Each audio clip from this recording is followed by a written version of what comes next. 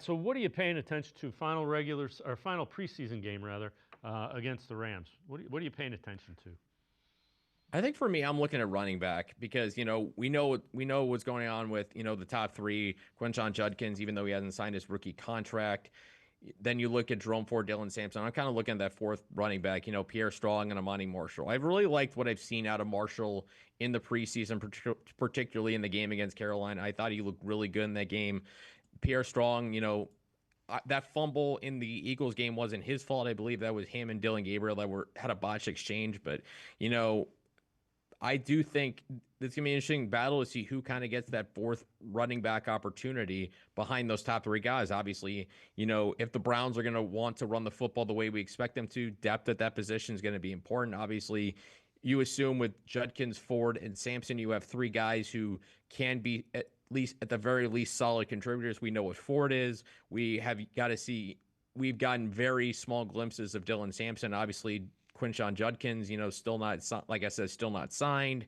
But certainly you should have the ingredients, I think, for a solid running game. And for me, that battle, what happens Saturday, is going to be interesting to watch. Do they give the youngster and Marshall a shot, or do they lean on the when rosters go down to 53 guys, or are they going to go with the veteran Pierre Strong? So that's going to be something I mean watching not just Saturday, but also the days to come. What other areas are you looking for as far as battles to earn a spot? I think secondary is going to be interesting because of the injury to Martin Emerson Jr. We know it's basically Denzel Ward and Greg Newsome's show at corner. But then what do they do around that? Cameron Mitchell certainly had some struggles. Still kind of want to see a little bit more of Miles Harden. Then what kind of happens behind that? And do the Browns, after Saturday and after cutdowns, go add more depth at corner, and then safety?